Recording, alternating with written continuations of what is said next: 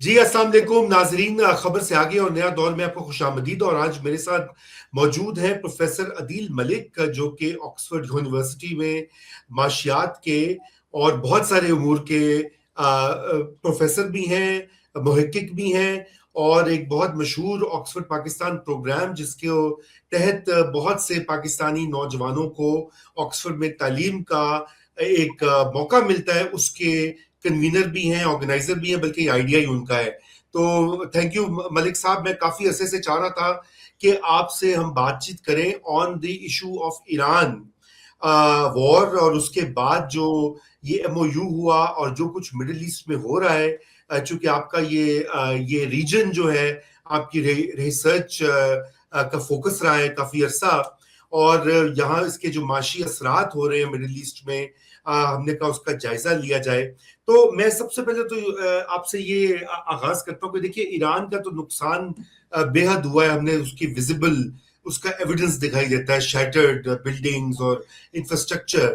لیکن یہ جو باقی گلف کی ریاستیں ہیں، یو اے ای اور کسی حد تک بحرین، کسی حد تک قطر، یہاں بھی کافی ہم نے دیکھا ہے کہ نقصان ہوا ہے.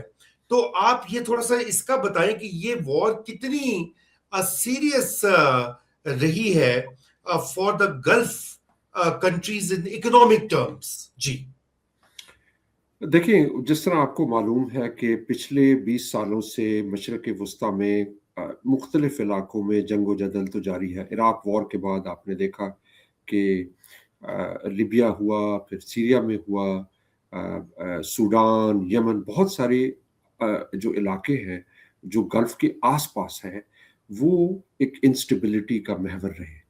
لیکن اس تمام انسٹیبلٹی کے باوجود گلف نے اپنے آپ کو پروجیکٹ کیا as an island of stability in the midst of a very volatile region.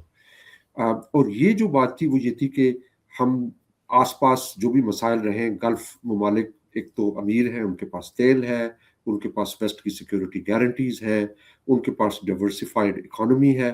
اسی لیے اکثر ایک بات کی جاتی تھی دبئی ماڈل آف ڈیولپمنٹ، کہ کیسے دبئی انٹرنیشنلی انٹیگریٹڈ ہے، پوری دنیا سے لوگ آتے ہیں، ٹورزم ہے، ایئر لائن کا ہب ہے. اور ان کی جو مشرق وسطیٰ میں پالیسیز تھیں وہ یہی تھیں کہ عرب سپرنگ ہوا ہم بچ گئے، آس پاس اگر جنگیں ہوئیں تو اس سے بھی ہم انسولیٹڈ رہے. میرے خیال میں یہ پہلی مرتبہ جو عراق وار کے بعد جو ویسٹرن انٹرونشن تھی ریجن میں، اس کی لیمٹس ایکسپوز ہو رہی ہیں. اور اس میں خاص طور پہ جو دبئی ہے وہ اس لحاظ سے بڑی انٹرسٹنگ اگزامپل ہے متحدہ عرب امارات بھی، کہ اس نے ایک ایسی پالیسی اختیار کی جس میں اکنامک ڈائیورسفیکیشن، یعنی جو اکنامک لنکیجز ہیں مختلف ملکوں کے ساتھ، اور تیل سے نکل کے مختلف دوسرے سورسز آف انکم انہوں نے ڈیولپ کیے بڑی successfully. That sits in easily today with geopolitical absence of geopolitical diversification. تو یہ ایک طرح کی کانٹرڈکشن آپ کے سامنے آ رہی ہے کہ جس میں ہانگ کانگ ہو گیا، سنگاپور ہو گیا، اور بہت ساری اس طرح کی ریاستیں ہو گئیں کہ جنہوں نے یو اے ای کی طرز پہ اکنامک ڈائیورسفیکیشن کرنے کی کوشش کی، لیکن ساتھ ساتھ انہوں نے اپنی جو ان کی خارجہ پالیسی تھی وہ کافی زیادہ ڈیورسفائڈ تھی. آپ دیکھیں گے سنگاپور ہے، ہانگ کانگ ہے، وہ اپنے آپ کو بڑے جو ریجنل کانفلکٹس ہیں اس میں امبرائل نہیں کرتے.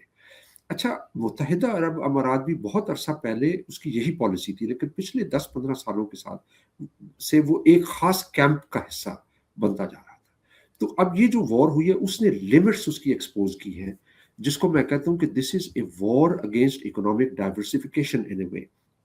وہ اس لحاظ سے، اور اس پہ کسی نے لکھا نہیں ابھی تک، میرے خیال میں یہ بہت امپورٹنٹ ریالٹی آ رہی ہے کہ جو ڈیورسفائڈ اکنامک ماڈل تھا یو اے ای کا، اور جو سعودی عربیہ کی ایسپریشنز تھیں کہ ہم ویژن 2030 کریں گے، ہم معیشت کو تیل کے سے باہر نکال کے بڑی بڑی اور طرح کی اکنامک ایکٹیویٹیز میں لے کے جائیں گے، اس کو بھی سیٹ بیک ملا ہے.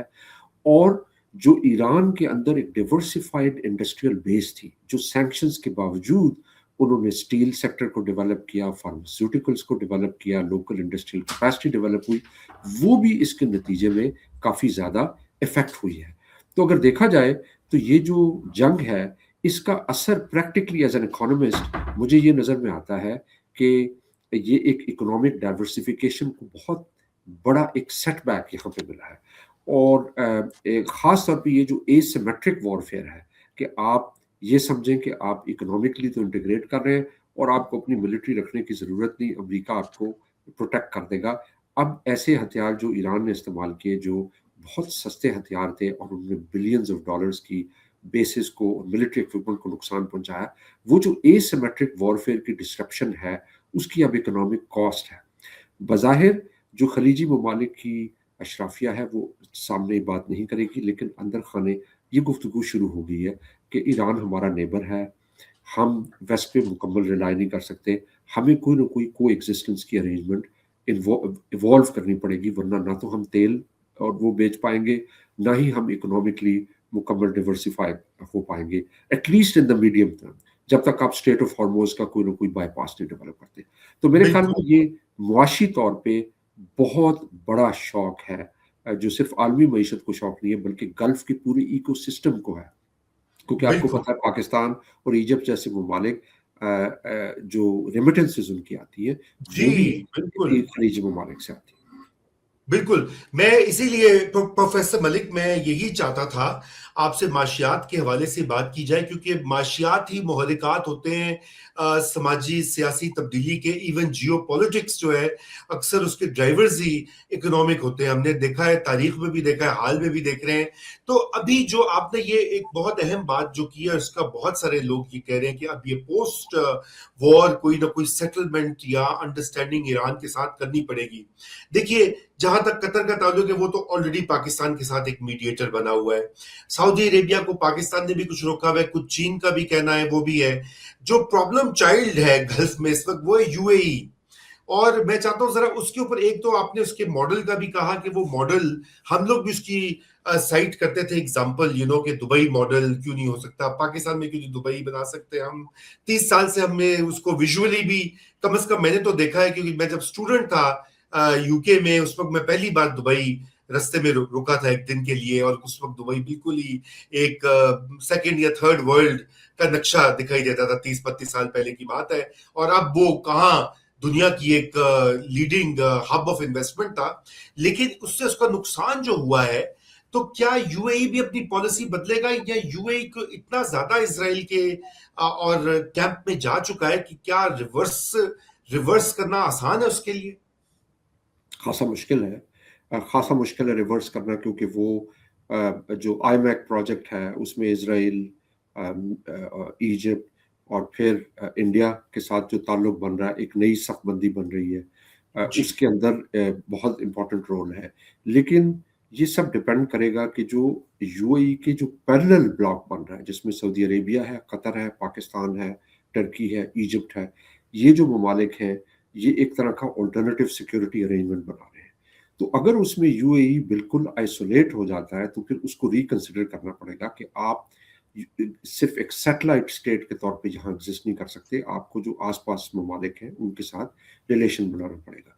मैं आपके नाजरीन के तवज्जो इसकी तरफ भी मबजूल कराना चाहता हूँ कि जो दुबई का मॉडल है वो बेसिकली मॉडल है जिसने जो रीजनल लिंकेजेस हैं ऑर्गेनिक, उनको रिकग्नाइज किया है और डेवलप किया है।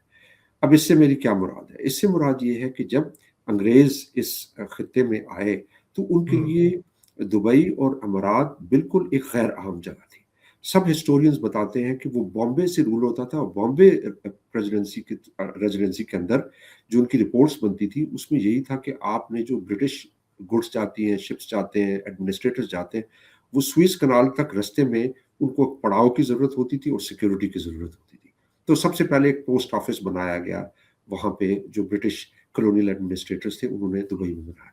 उसके बाद धीरे धीरे जो ईस्ट अफ्रीका के साथ लिंक था, ख़ास तौर पे जब तेल डिस्कवर भी हो गया यूएई में, तो दुबई के पास तेल नहीं था और उनके जो रूलर्स थे वो अक्सर मर्चेंट्स थे।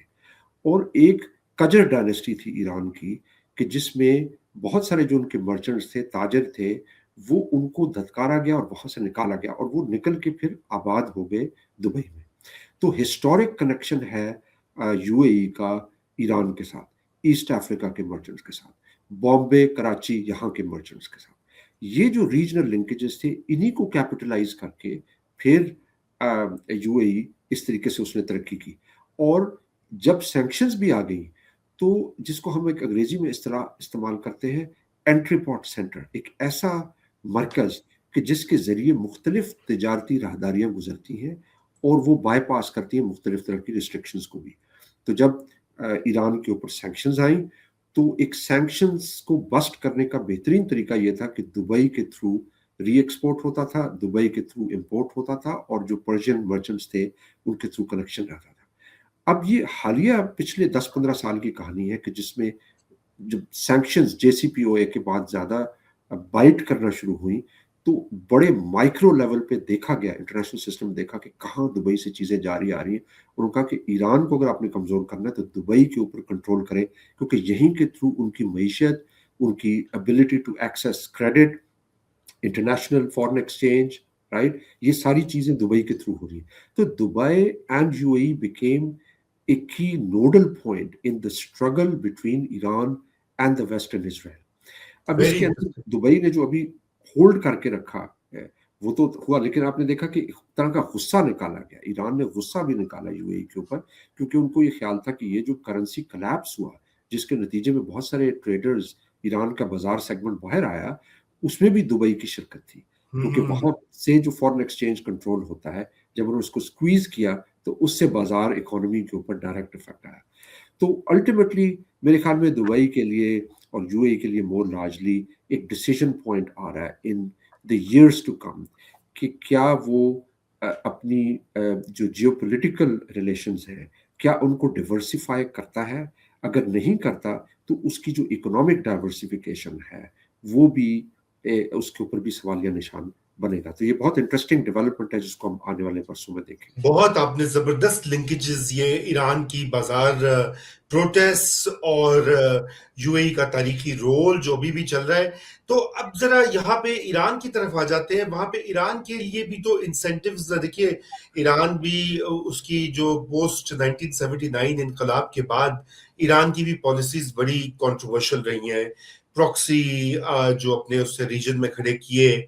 अच्छा, अब लेकिन यूं लग रहा है कि ईरान भी कुछ रिविजिट कर रहा है अपनी पॉलिसीज, मतलब सऊदी अरेबिया के साथ इस जंग में भी दुबई को तो बहुत अटैक किया, गुस्सा जैसे आपने कहा निकाला, लेकिन सऊदी अरेबिया पे जरा वो हम यहाँ पंजाब में कहते हैं ना, हाथ हौला रखा, तो वो से रखा है। लेकिन ये कि क्या आप समझते हैं कि ईरान जो है वो अब इन गल्फ स्टेट्स के साथ भी अपने ताल्लुकात ठीक करेगा, और वो जो लेंस था पोस्ट 1979 रेवोल्यूशनरी फर्वर वाला, जो एक शिया उसकी इनकलाब की आइडियोलॉजी को एक्सपोर्ट करने का पूरा प्लान था, उसको जरा वो रखेगा अंडर कंट्रोल? देखिए, आइडियोलॉजिकल जो उनके लिंकेजेस हैं, जो लबनान में, इराक में, और वो जो मुख्तलिफ शिया इलाके हैं, वो तो उनका कंट्रोल रहता है, और वो आइडियोलॉजिकल रिलेशनशिप उनके लिए एक रिसोर्स की मानद है जिसके ज़रिए वो लिंक्स बिल्ड करते हैं। लेकिन मेरा नहीं ख्याल कि ये 1970 और 80 का ज़माना है कि जब दो तरह की आइडियोलॉजिकल फोर्सेस आपस में नबर्द आज़मा थी, और उसकी एक वजह यह भी है कि gulf has also moved on. अब सऊदी अरेबिया में वो वहाबी आइडियोलॉजी नहीं है, वो भी इंटीग्रेट कर रहे हैं, इकोनॉमी की तरफ है। और दूसरा ये कि जो ईरान है वो दूसरे मुल्कों को स्टडी बहुत अच्छे तरीके से करता है, तो गल्फ को भी उन्होंने स्टडी किया और उनके वीक पॉइंट्स भी स्टडी किए। अब आपने देखा कि जब अटैक होता था, जिस जगह से अटैक होता था गल्फ से, वो फॉरेन सैटेलाइट के थ्रू डिटर्मिन करते थे कि इराक से अटैक हुआ है तो उस जगह पे मारा मिसाइल, रिस्पॉन्ड किया, बाकी जगहों से अटैक हुआ, ताकि एक cost of western alliance in states के लिए इंक्रीज की जाए। वो समझते हैं कि यहाँ की जो रूलिंग डायनेस्टीज हैं वो इनकम और प्रोटेक्शन दोनों के लिए बाहर के ऊपर डिपेंड करती है, तो अब उनके लिए कॉस्ट सक्सेसिवली रेज की जाए ताकि वो मजबूर हो कि वो हमारे साथ किसी न किसी तरह की सेटलमेंट करें। सऊदी अरेबिया के ऊपर जो उनका स्टांस है, वो बहुत अरसे से वो सऊदी अरेबिया के साथ उनकी पैरेलल लाइंस ऑफ नेगोशिएशन चल रही हैं, और मेरे ख्याल में इसमें पाकिस्तान का भी बहुत हेल्पफुल रोल है कि क्योंकि पाकिस्तान का एक डिफेंस पैक्ट था और पाकिस्तान में बहुत बड़ी शिया आबादी है, पाकिस्तान की बड़ी एक जेन्युइन रिजर्वेशन थी कि कहीं ये ना हो कि हम उस जंग में हमें जाना पड़ जाए। तो चुनाचे पाकिस्तान ने बहुत एक्टिव डिप्लोमेसी की, और ईरान اور سعودی عربیہ کو دونوں کو ایٹ بے رکھنے کی کوشش کی, نیوٹرلائز کرنے کی کوشش کی. لیکن مجھے لگتا ہے کہ یہ جو ایران کی گلف کے ساتھ ریلیشنز ہیں وہ اب نئے سرے سے ایمرج ہوں گے, نئے طریقے سے بنیں گے. اس میں آلریڈی آپ نے دیکھا کہ گلف کے ساتھ جو دو ممالک ہیں, عمان اور قطر, اس کے ساتھ بہت مختلف تعلقات ہیں ایران کے. بالکل عمان کے ساتھ تو ایک ہسٹوریکل ریلیشن شپ ہے, اور عمان نے کوشش کی ہے کہ وہ ایک درمیانی راستہ نکالے, ایک میڈیٹر کے طور پہ آئے between Iran and the West.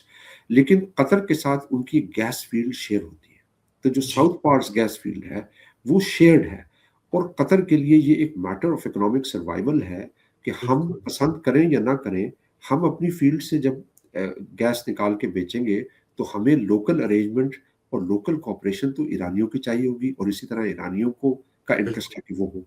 لیکن ایران میں یہ چیز ضرور سمجھیں کہ ایران ایک مونولیتھ ریاست نہیں ہے, اس کے اندر مختلف فیکشنز ہیں, اس کے اندر مختلف طرح کے ایلیمنٹس ہیں.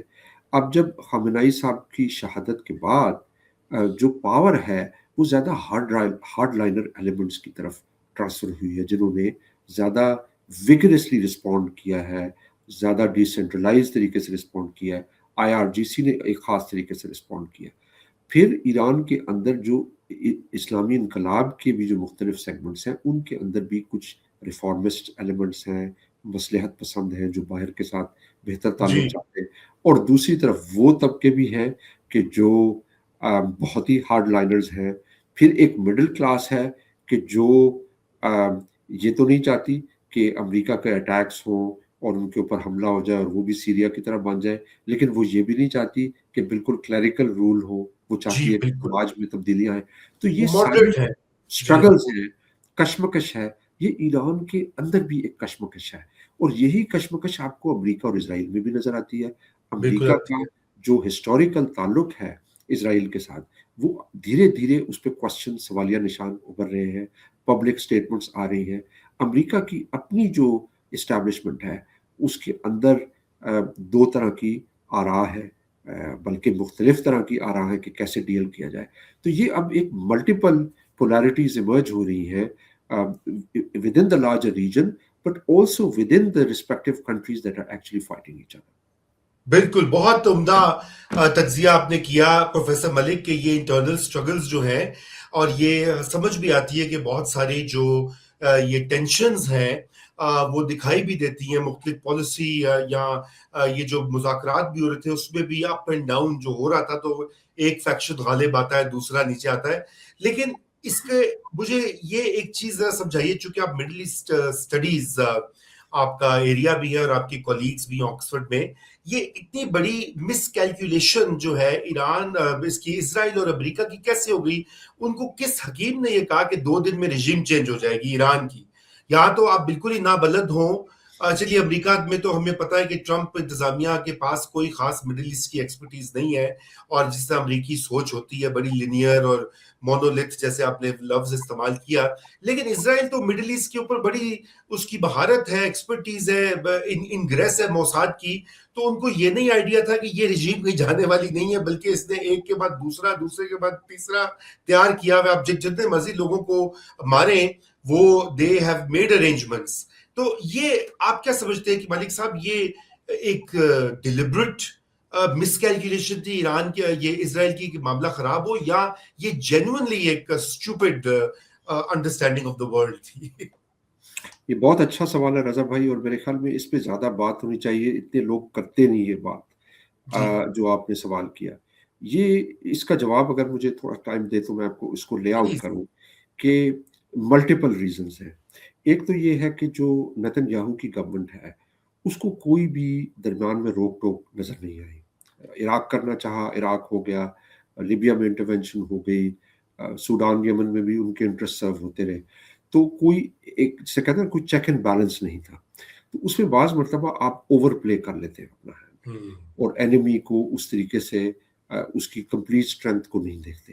کچھ ایران نے بتایا بھی نہیں کہ اس کی کیا کیپیبلٹی ہے. جو پچھلی جون کے اندر ایک جنگ ہوئی تو اس کے بعد بہت کوئکلی ایران نے اس کو کیچ اپ کیا, اور یہ جو اس میں اے آئی ایسیمیٹرک وارفیئر ہے, جو کوآرڈینیٹس کی جنگ ہو رہی ہے, اس کو اتنا ایزی پریڈکٹ کرنا بھی مشکل تھا، اسی طریقے سے جیسے ہندوستان نے پاکستان کو سمجھا کہ وہ بالکل ویک ہے، اٹس اے واک اوور۔ دوسری جو امپورٹنٹ بات جس کو انہوں نے میرے خیال میں نیتن یاہو صاحب کے لیے خاص طور پہ پولیٹیکل آبجیکٹو بھی یہ تھا کہ ہمیشہ سے ان کا جو الٹیمیٹ پرائز تھا وہ ایران تھا، اور جلد بازی انہوں نے یہ کی کہ اب اسی فلو میں اس آبجیکٹو کو بھی اچیو کر لیں۔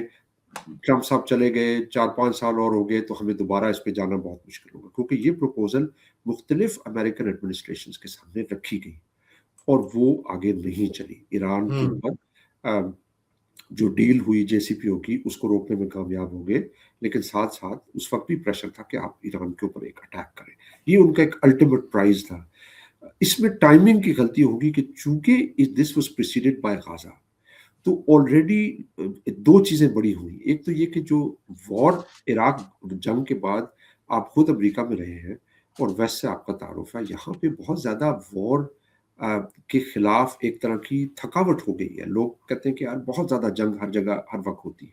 اور دوسرا یہ جو غزہ کے اوپر ہوا، اس کے تناظر میں آپ دیکھیں تو یہ جلد بازی تھی، they did not anticipate properly کہ یہ جو غزہ اور کے اوپر جو لوگوں کی ویوز ہیں وہ بڑے اینٹی اسرائیل ہو رہے ہیں، اور کافی زیادہ ان کو مخاصمت کا سامنا ہے، پبلک اوپینین بھی ویسٹ میں وہ ڈیوائیڈڈ ہے۔ پھر جے سی پی او یورپ نے کی اور اس کا کوئی فائدہ نہیں ہوا، یورپ نے کہا تو اب ہم کچھ نہیں کریں گے، ہم نے 6 ماہ لگائے، اتنے مہینے اور سال لگائے اس کو جے سی پی او کو کرنے میں اور کچھ اس کا فائدہ نہیں نکلا، اب ہم آگے نہیں آئیں گے۔ پھر رول بیسڈ آرڈر ٹوٹنا شروع ہو گیا۔ تو یہ سارے ایسے مس اسٹیپس تھے جس سے انہوں نے اس کو صحیح طریقے سے انٹیسپیٹ نہیں کیا۔ اس میں اے آئی اور وار فیئر اے سیمیٹرک ڈسرپشن کی کیپیبلٹی بھی مکمل طور پہ معلوم نہیں تھی ان کو۔ ایک تو یہ ہے، لیکن ایک اور بڑی گہری بات ہے میرے خیال میں، جو میں نے یہاں پچھلے 20 سالوں میں جب میں آکسفورڈ میں پڑھا رہا ہوں اور Middle East centre, Islamic centre, سب سیمینارز پہ لوگ آتے ہیں اور ایران کے اوپر جو بھی ٹاکس ہوتی ہے اس پہ مجھے جانے کا موقع ملتا ہے، بعض دفعہ میں اس کو چیئر بھی کرتا ہوں۔ مجھے اس سے ایک خیال آتا ہے کہ جو ہم سوشل سائنٹسٹ جب جو کوالٹیٹیو ریسرچ کرتے ہیں اس میں ہم ایک اصطلاح استعمال کرتے ہیں، کنفرمیشن بائس۔ اس کا مطلب یہ ہوتا ہے کہ آپ ایک خاص آپ کا ویو پوائنٹ ہے، آپ کی خاص انکلینیشن ہے، پھر آپ اس طرح سے تحقیق کرتے ہیں کہ وہ آپ کے بائسز کو ری انفورس کرتا ہے۔ تو اب اس کے نتیجے یہ جو ایران کے مسئلے پہ مجھے ایسے لگتا ہے کہ بہت سارے اسکالرز جو مغربی تھنک ٹینکس میں، یونیورسٹیز میں جو ایران کے اسپیشلسٹ بنے، وہ وہی اسپیشلسٹ بنے جو ایران کے اوپر ایک خاص طرح کا ویو پوائنٹ رکھتے تھے جو خاصا نیگیٹو تھا، کہ آئی آر جی سی بری ہے، کلیریکل رجیم بہت بری ہے، ایران جو ہے وہ ایک تھیوکریٹک اسٹیٹ ہے۔ اب یہ ان میں سے کچھ سچائی بھی کچھ باتوں میں ہو سکتی ہے، لیکن ایز اے سوشل سائنٹسٹ آپ نے پردے کے پیچھے دیکھنا ہوتا ہے اور چیزوں کو آبجیکٹیولی دیکھنا ہوتا ہے۔ جی اب اس میں ایک جو بات امپورٹنٹ چیز ہے وہ یہ ہے کہ ایک مثلا پرنسٹن میں ریسرچر ہے زین کلب، جس کا ایک بڑا اچھا آرٹیکل ہے ایران کے اوپر، دا پالیٹکس آف موبلائزڈ ریزسٹنس، جس میں وہ یہ کہتا ہے کہ یہ ایک متحرک قسم کی ریزسٹنس ہے۔ اس کو آپ یہ نہیں کہہ سکتے کہ 2 لیڈرز ہیں اوپر وہ جائیں گے تو وہ ٹوٹ جائے گی، اس کے پیچھے پوری سوشل بیس ہے، ایک کنسٹیچوئنسی ہے، اور اس کنسٹیچوئنسی کا اسلامی انقلاب کے ساتھ ایک خاص طرح کا گہرا تعلق ہے۔ اس کے اپوز کرنے والے لوگ بھی موجود ہیں لیکن وہ نیشنلسٹ بھی ہیں۔ تو آپ پھر چیزوں کو ایک آبجیکٹیو پیرائے میں دیکھتے ہیں۔ اسی طریقے سے جن لوگوں نے آئی آر جی سی پہ یا ایران کی نان اسٹیٹ آرگنائزیشنز کو اسٹڈی کیا ہے، آئیڈیالوجی کے رول کو اسٹڈی کیا ہے، دیکھیں اب ایران میں جو فیمیل لٹریسی بڑھی ہے، فرٹیلیٹی کا ایک انقلاب آیا ہے، وہاں پہ بازار سیگمنٹ متحرک ہے، تو وہاں پہ امپورٹنٹ سوشل کنسٹیچوئنسیز ہیں۔ ان میں آپ یہ نہیں کہہ سکتے کہ آپ نے صدام حسین کو اٹھایا تو ساری دھڑام سے ریاست گر گئی، یا آپ نے قذافی کو ہٹایا دھڑام سے ریاست گر گئی۔ اس کے نیچے پلرز ہیں، اینکرز ہیں۔ تو یہ جو موبلائزڈ ریزسٹنس ہے، آج بھی آپ اس کو جو تیل اویو میں، واشنگٹن میں، لندن، نیو یارک میں لوگ بیٹھے ٹیلی ویژن اسکرینز پہ جو ڈیسیجن میکرز ہیں وہ دیکھ رہے ہوں گے کہ ملینز آف لوگ، ملینز آف پیپل، ملینز کے حساب سے لوگ سڑکوں پہ آئے ہیں، اور وہ سڑکوں پہ آ رہے ہیں خامنہ صاحب کی جو آخری رائٹس ہیں وہ پرفارم کرنے کے لیے۔ اور ایران کو بھی پتا ہے کہ یہ جو ویژولز ہیں جب وہاں پہ جائیں گے تو ان کو پتہ چلے گا کہ you are not just fighting a few individuals, آپ کے پیچھے ایک پوری آئیڈیولوجیکل انفراسٹرکچر ہے اور کامنز ہے جس کو ہم سوشولوجی میں کہتے ہیں اکنامک سوشل سیوک کامنز. اب آپ مجھے بتائیں، میں کام کرتا ہوں لبنان پہ، بہت زیادہ ٹریول کرتا ہوں. آپ ایئرپورٹ سے نکل کے ہوٹل تک جائیں گے، ہر چیز مانیٹرڈ ہے. آپ کوئی پیسہ لبنان بھیج رہے ہیں، ہر چیز مانیٹرڈ ہے، انڈر دا اسکینر ہے کہ کون سا پیسہ حزب اللہ کو تو نہیں جائے گا. اس کے باوجود حزب اللہ سروائیو کر رہی ہے. کیوں سروائیو کر رہی ہے؟ اس کی وجہ یہ ہے کہ حزب اللہ جس جگہ کام کر رہی ہے وہاں وہ صرف ہتھیار نہیں کر رہے اٹھائے ہوئے انہوں نے، وہ ایک سوشل موومنٹ بھی ہے. وہ لوگوں کو ہیلتھ کیئر پرووائڈ کر رہی ہے، وہ لوگوں کو کریڈٹ دے رہی ہے، وہ انفارمل نیٹ ورکس جو افریقہ سے لاطینی امریکہ تک پھیلے ہوئے ہیں ان کے ساتھ ہے، ان کے ساتھ سوشل سولیڈیرٹیز ہیں. تو وہ ان کو علیحدہ کرنے کا یہی مطلب ہے کہ میں نے جو قمیض پہن رکھی ہے اس قمیض کے اندر مختلف طرح کے دھاگے ہیں، میں ان سب کو علیحدہ کروں اور ان کو کاٹن میں کنورٹ کر دوں. یہ ہو نہیں سکتا. وہ ایک آپس میں جڑا ہوا سماج ہے جس طرح ہوتا ہے، جس کو ہم ایک انگریزی میں کہتے ہیں economic and social Commons, civic Commons. اور یہ جہاں بھی جنگ ہوتی ہے نا، انسرجنسیز آتی ہیں، آپ بلوچستان میں دیکھ رہے ہیں، وہاں پہ ان کامنز کو اٹیک کیا جاتا ہے. جہاں لیڈی ہیلتھ ورکر پروگرام ہے، جہاں پہ آپ کے ہزارہ کی کمیونٹی ہے، جہاں پہ لوکل آپ کے لائرز کی ایسوسیشن ہے، میڈیا کی ایسوسیشن ہے، پولیس ہے، یہ سارے کیوں ٹارگٹ بنتے ہیں؟ کیونکہ جو لوگ ان کو ٹارگٹ کر رہے ہیں انہوں نے سوشل سائنس پڑھ رکھی ہے اور ان کو پتا ہے کہ آپ ویکیوم جب جنریٹ کرتے ہیں سوسائٹی میں تو اس کے بعد ایک اس ویکیوم کو فل کرتے ہیں نان اسٹیٹ ایکٹرز. اور جو ایک لبنان بھی ہے، لبنان میں آپ دیکھیں، ہمارے یہاں آکسفورڈ میں ہماری کولیگ ہوتی تھی کیرولائن گیٹس، جن انسٹیٹیوٹ فار لیبنی اسٹڈیز بھی تھی بنایا. انہوں نے بڑا شاندار کام کیا جس پہ انہوں نے بتایا کہ لبنان جب مینڈیٹ پیریڈ تھا برٹش اور فرینچ ایرا میں تو اس ٹائم پہ بیروت کی جو ایلیٹ تھی وہ انٹیگریٹڈ تھی into larger circles of trade and finance.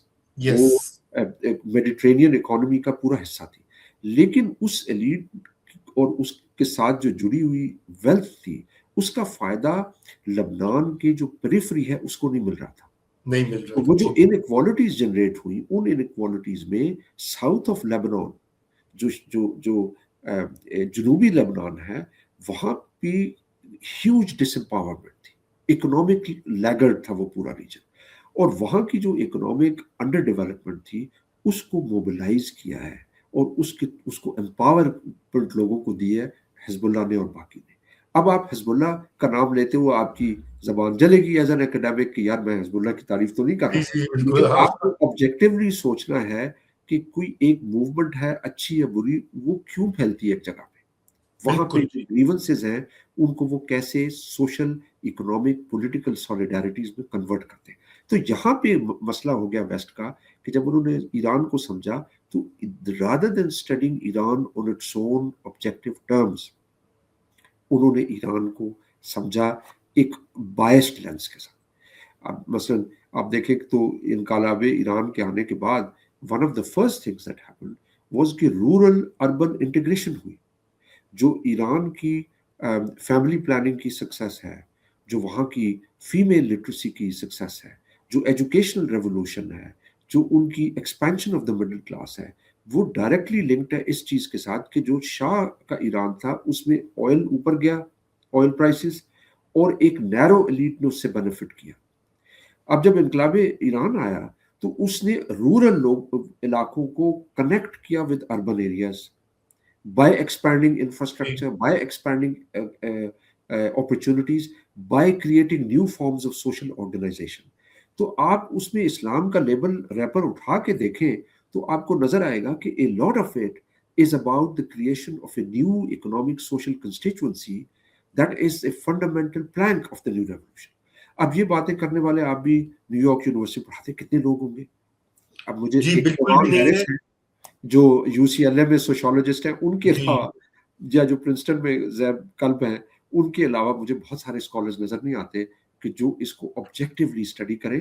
یہ جو کنفرمیشن بائس ہے اس نے پلے کیا اوور ریئیکشن کو. بہت صحیح آپ نے کہا، یہ کنفرمیشن بائس. اور دیکھیے امریکہ کا تو یہ عالم ہے کہ وہاں پہ ہے جو 15-20 لوگ گنے چنے ہیں وہ بھی خاموش رہتے ہیں. اور اس کی ایک بہت بڑی وجہ اسرائیلی لابی ہے. ان کا اثر جو ہے آپ نے دیکھا کہ یہ غزہ کے اوپر جو کیا گیا استادوں کے ساتھ، پروفیسرز کے ساتھ، اسٹوڈنٹس کے ساتھ، باقاعدہ مطلب ہم تو پاکستان میں روتے تھے ہیومن رائٹس کا اور فریڈم آف اسپیچ کا، تو میں تو اپنی آنکھوں سے دیکھا، میرے خود اسٹوڈنٹس اریسٹ ہوئے، میرے کئی کولیگز کو نوٹسز ملے، وہ خوف سے انہوں نے بات ہی نہیں کی. لیکن اب شکر ہے کہ تھوڑا سا یہ بیکاز آف یہ اچھا ہوا ہے، یہ جو تجربہ تھا کہ وہاں پہ اب اوپننگ ہوئی ہے.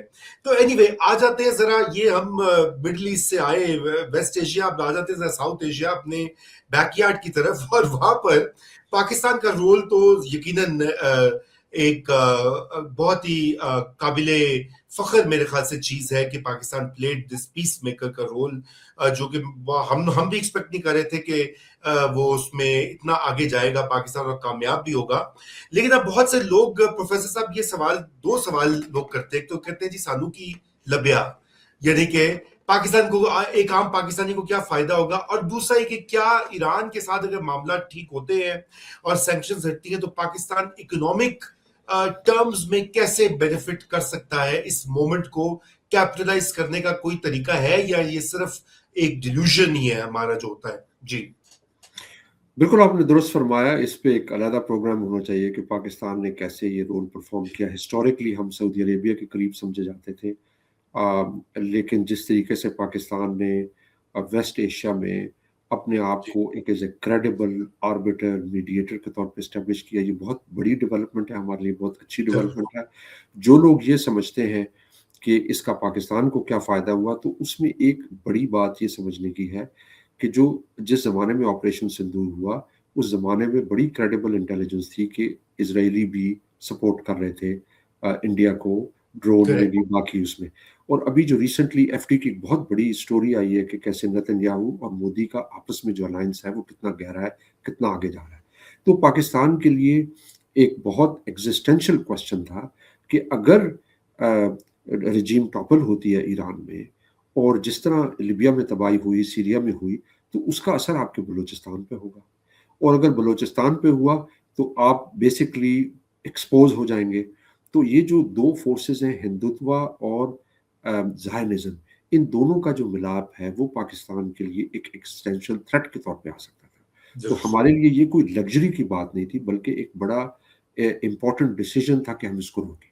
اب جہاں تک اکنامک اس کا تعلق آتا ہے، تو اس میں میرا جواب وہی ہوگا جو فہد حسین صاحب نے ایک پروگرام کیا تھا، اس میں بھی میں نے ان کو یہی کہا کہ ہمارے ہاں دیکھیں، جو پاکستان جس خطے میں ہے وہ ایک فرنٹیئر علاقہ ہے، ہمیشہ گزرگاہ کے طور پہ استعمال ہوتا ہے اور بڑی گریٹ گیمز کا حصہ رہتا ہے.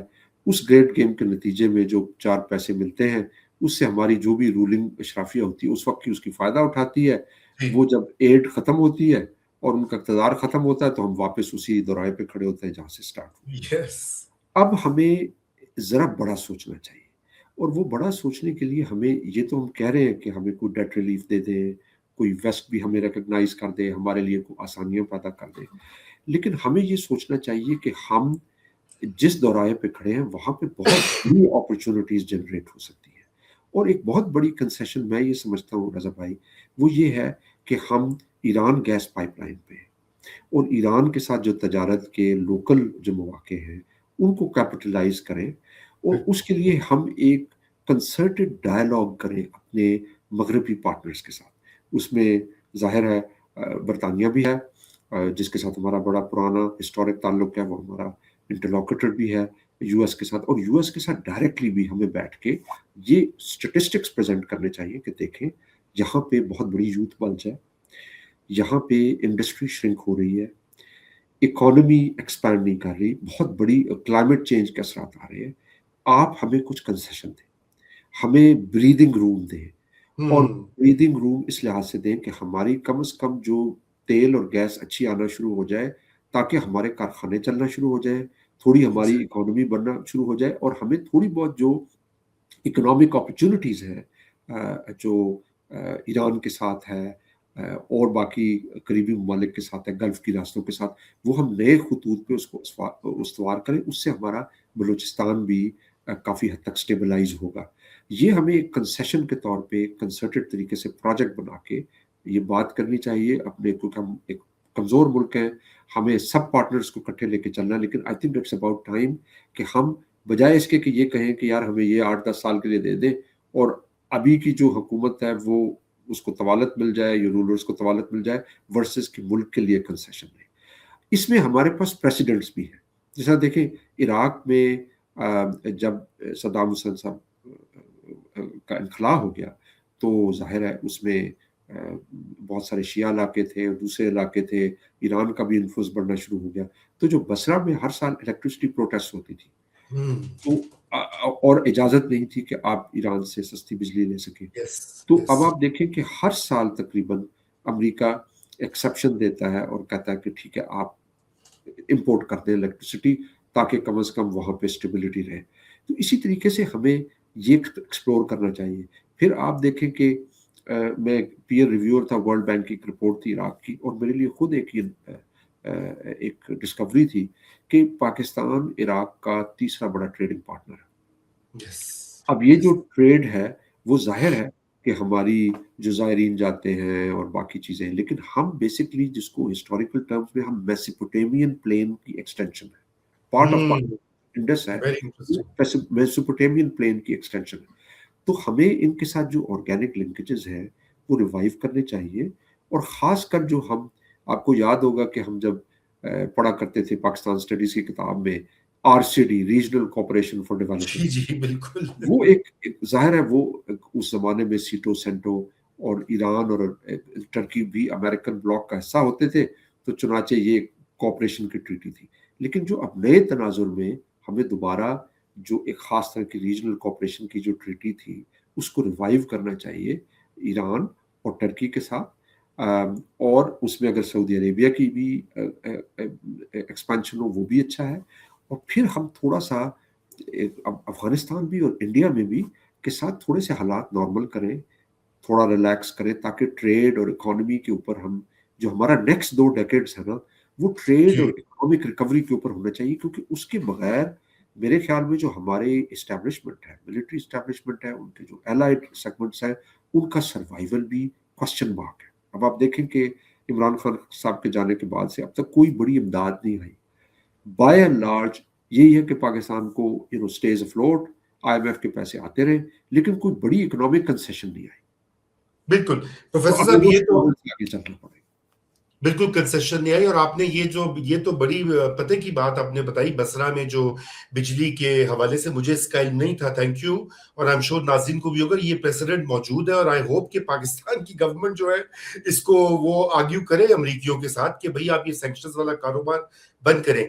लेकिन आपने चूंकि अपने ये जवाब में आखिर में ही आपने जो है ना, मेरा फाइनल आपसे जो क्वेश्चन है मैं उसी की तरफ आ रहा हूं। आपको याद है हमने सन 2004 में, ये ऑपरेशन सिंदूर से पहले की बात है, एक आपके साथ लंबी चौड़ी पॉडकास्ट रिकॉर्ड की थी। आपका एक पेपर था और वो बड़ा जो है अभी भी बहुत पढ़ा जाता है, जिसपे आपने जमहूरियत के हवाले से और मिलिट्री के रोल के हवाले से, उसकी परसेप्शन के हवाले से एक पूरा तज्जिया और एनालिसिस किया हुआ था। तो प्रोफेसर साहब, उस वक्त से और अभी तक पिछले 2 साल में काफी चीजें बदली हैं पाकिस्तान के अंदर।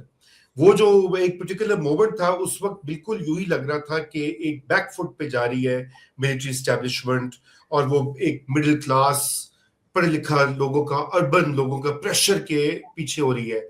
लेकिन मई में मोदी साहब ने और 2026 में नेतन्याहू ने वो जो काम किए या कोशिश की करने की, और पाकिस्तान का उसमें जो रोल रहा है उसकी वजह से जो परसेप्शन है विद इन पाकिस्तान, आप भी आते रहते हैं, मैं भी अभी यहीं मौजूद हूं, वो उसमें बहुत तब्दीली आई है। और ओवरसीज पाकिस्तानीज में भी दिखता है, वो मीडिया में भी दिखता है।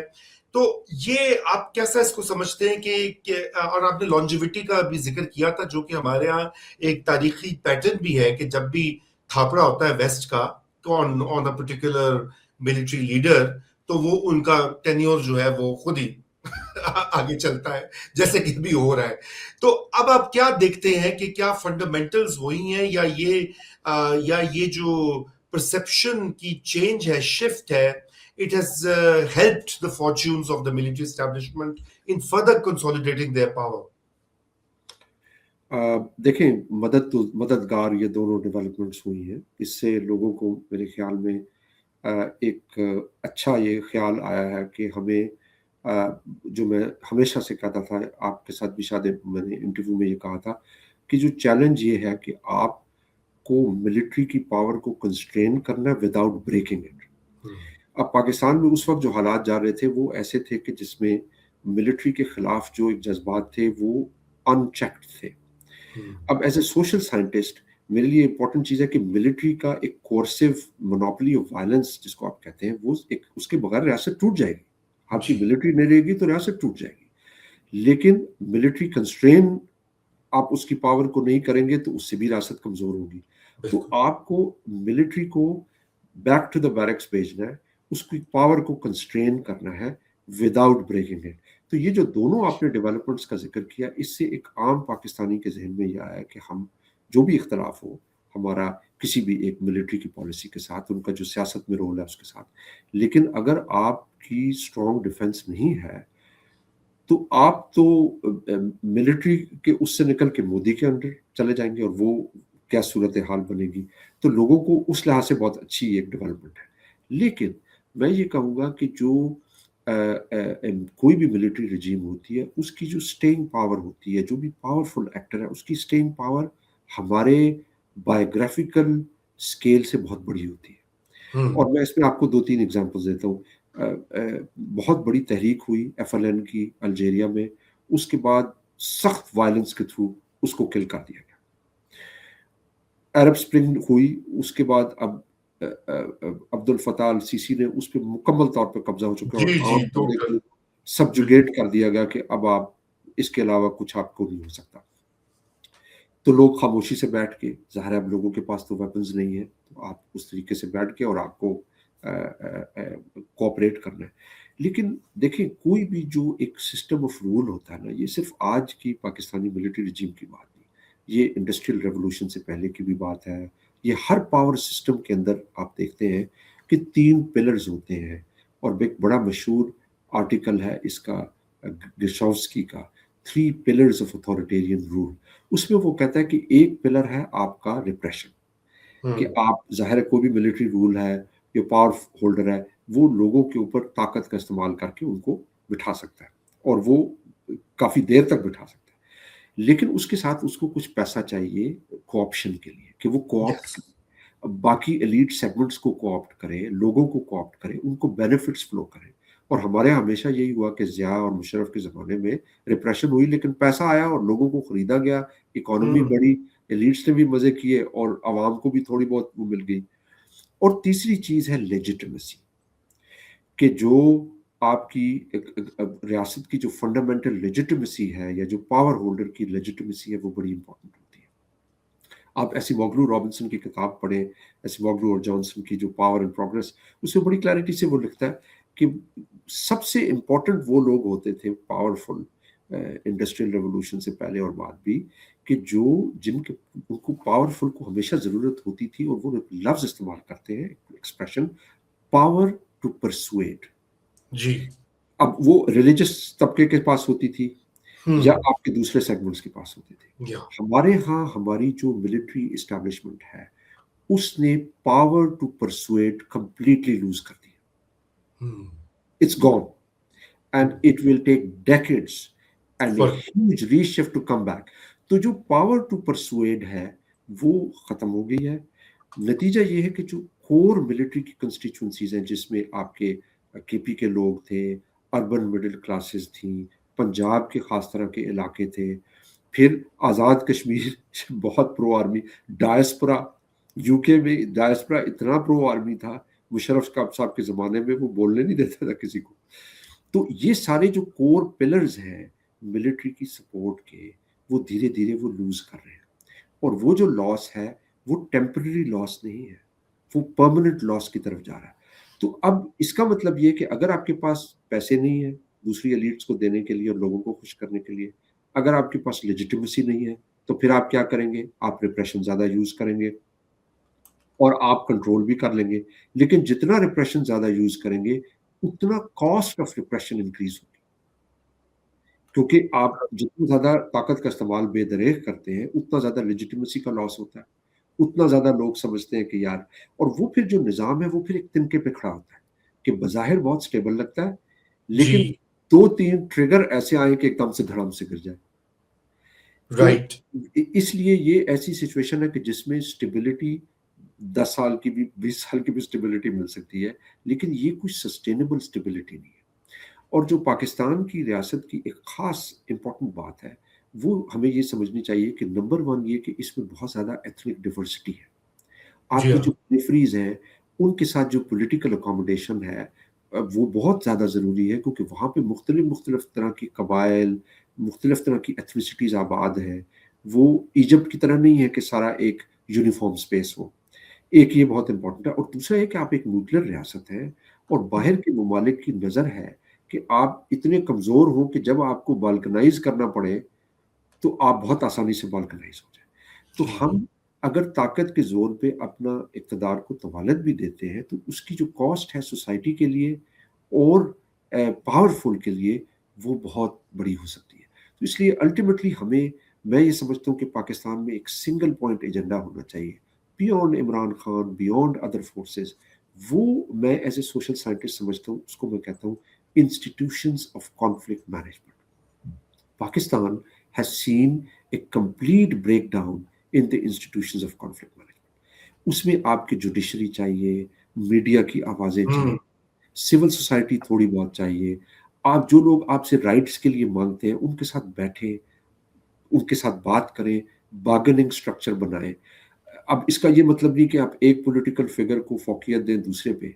बात डीपर है, बात इस चीज़ की है कि आपको मुआशरे के अंदर, जो इतना बड़ा मुआशरा है जिसमें 240 मिलियन लोगों का मुल्क है, जहाँ पेरिफेरीज बर्न कर रही हैं, जहाँ मईशत नहीं बढ़ रही, वहाँ पे आपने लोगों के साथ कोई ना कोई बार्गेनिंग स्ट्रक्चर बनाना है। इवन टैक्स रिफॉर्म है।